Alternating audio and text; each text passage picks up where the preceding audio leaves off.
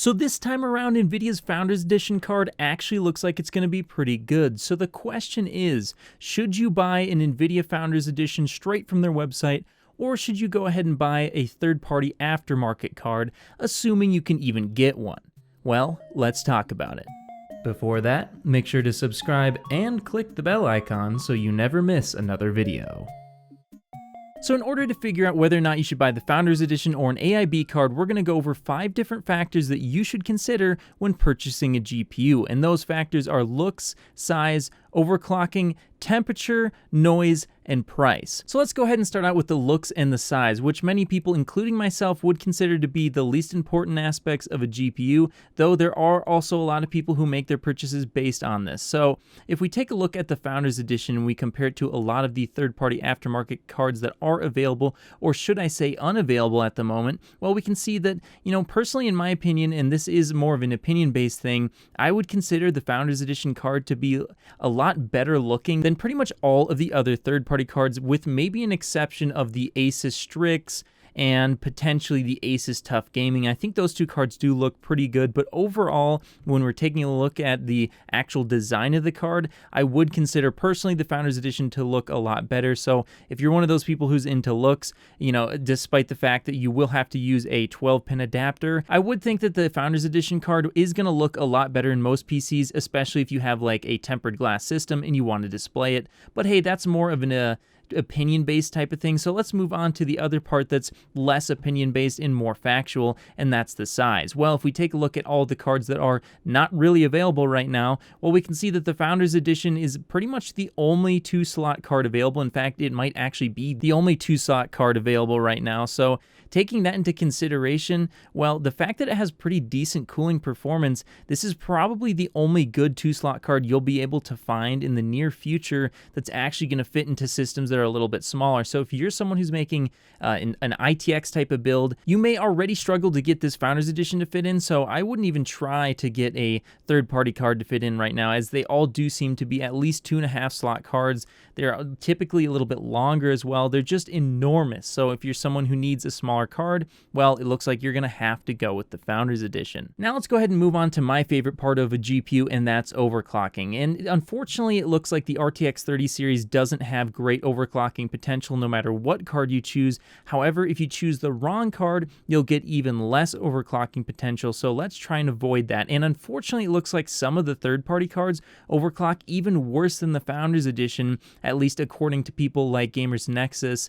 And that's really sad to see, because the Founders Edition itself doesn't overclock too well, and typically third-party cards have been able to overclock a lot better in the past. So it's unfortunate to see that some manufacturers decided to go ahead and, skimp out on the VRMs to these cards. So the cards that I know of right now that I would personally avoid if you want to get into overclocking with these cards, which again is somewhat pointless, well, I would avoid the Zotac Trinity and the Gigabyte Eagle, because apparently these cards don't allow you to move the power slider up too much, or they may not even be capable of it, even with a newer BIOS. So, again, I would avoid those cards. And in general, I would say that when it comes to overclocking, there isn't much of a difference between the Founders Edition and the third-party cards, and the only ones that will probably actually be a lot better would be cards like the EVGA for the Win 3, the, I suppose with the 3090, like a Kingpin Edition.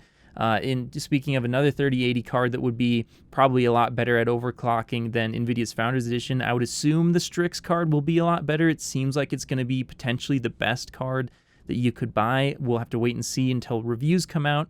But yeah, overall, there's really not a whole lot of difference. So in this, I'd have to give it pretty much a tie. It doesn't really matter which one you get. They're both not going to overclock that well. Now moving on to cooling performance, and this is another big, really important factor here when choosing your graphics card, and here I think the clear winner is third-party aftermarket cards. Even on the GPUs that I just mentioned that I would personally avoid, like the Zotac Trinity and Gigabyte Eagle, overall those cards are probably going to be a little bit cooler. They're going to have better temperatures than the Founders Edition just because of the sheer amount of metal and fans that are at work there. So if you're looking for a card that you want to keep cool and that's your main reason to buy a card, well, pretty much any third-party card that you buy that's a triple slot card is going to be better at that. And one thing that goes pretty much hand in hand with the cooling performance is the noise levels. And here, once again, I think I'm going to hands down have to give it to the aftermarket cards, because even on the cheapest ones, you should see that overall they're going to have lower noise levels. And the big reason behind that would be the fact that not only is there a whole lot more metal, but there's typically more and larger fans, which of course, if you have more fans and you have larger fans, well, then you can run them at a lower RPM, which lower RPMs produce less noise to get the same result, or even sometimes better results in the best cards. And then finally, we have the most important part of a GPU purchase, and of course, that is the price. And here I'm going to have to give it to, I'd say overall, the Founders Edition, though there are some caveats to that. And one example would be like the ASUS TUF Gaming, which the non-OC version of that, I believe I did see it for around $700. Of course, I wasn't able to purchase one, as it seems like almost nobody's able to purchase any of these cards right now. But when you can, if you can find an ASUS TUF Gaming for $700, that card does seem to be not only a better performing card when it comes to the noise levels and the actual cooling performance, but on top of that, it comes in at the exact same $700 price point as you would have to spend on an Nvidia Founders Edition. So if looks don't really matter to you that much, and by the way, I think the ASUS TUF Gaming does look pretty decent anyway,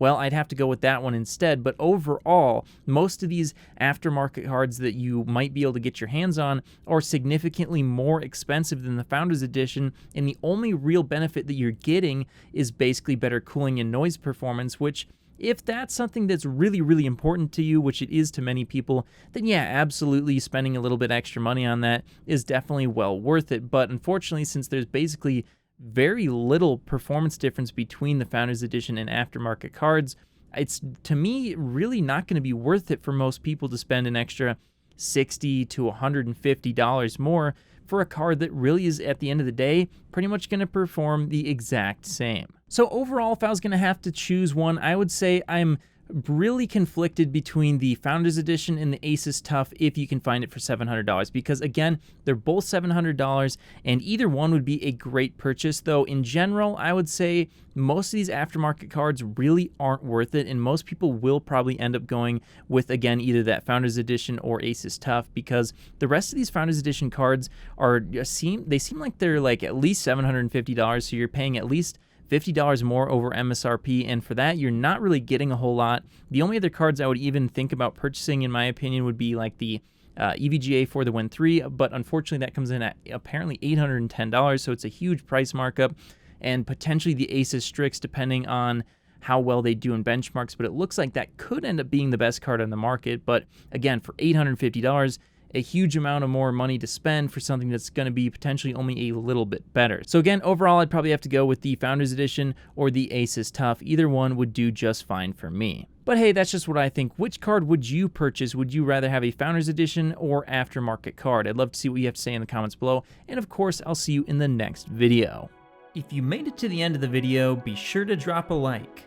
Every time you do so, Nvidia and Intel drop prices. Also, if you want to see more, click here. You won't be disappointed.